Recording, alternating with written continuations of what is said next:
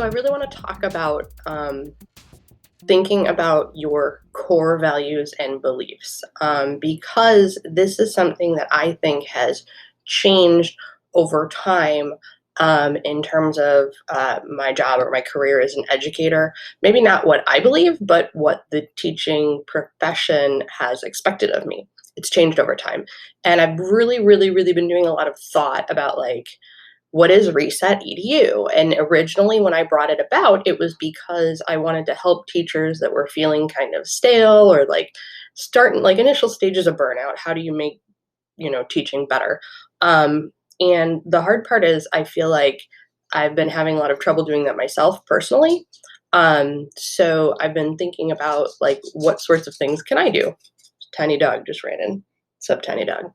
Um, so one of the things that I have been talking about with my therapist, and um, I've always been very open about my mental health journey. And one of those things involves seeing a therapist, and we talk a lot about what are your core values. So I guess in for most people, we would translate that to be like, what's your why? What's your what are you doing this for? What do you believe in?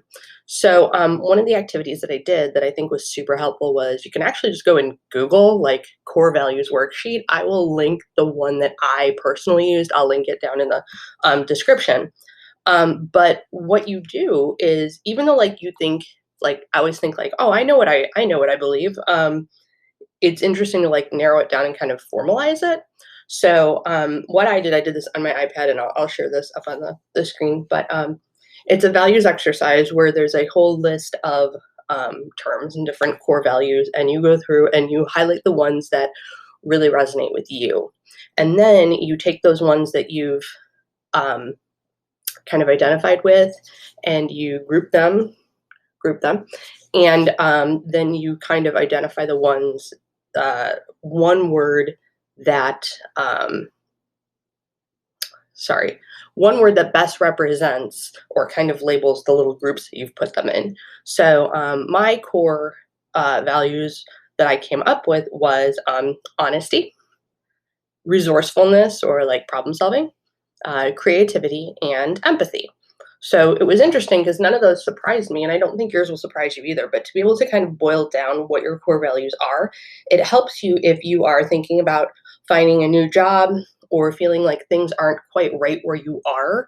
Sometimes if you think about it and it's like, oh, well, this is directly conflicting with one of my core values. Like my core value is honesty. And if I feel like someone's not being honest, like I have a really hard time getting past that. Um, for different reasons. But one of those things for me is that I had an emotionally abusive parent that would use certain tactics like gaslighting and things like that. Um, that really kind of, when I run up against those attitudes outside in the real world, um, it's especially like uh, frustrating, and it kind of like refires that PTSD.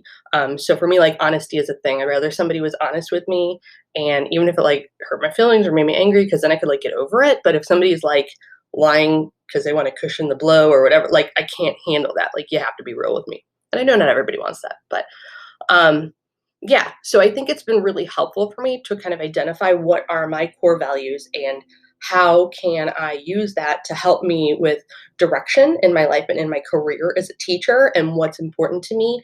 And is my job, is my employer, is my school district in line with those values? So does my school district value honesty? Do they value empathy? Do they value creativity? Do they value resourcefulness and problem solving? Or do you work in a place where they want you to just sit down and shut up and toe the line? Because maybe that's not the place for you then, if that's the thing that, you're encountering.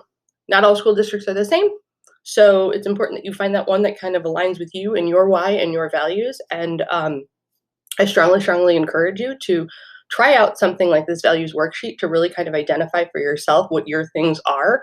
I made Mr. Leban do this last night. It was funny because we had some overlap, and then he had some other things too, and it led to like a really great conversation.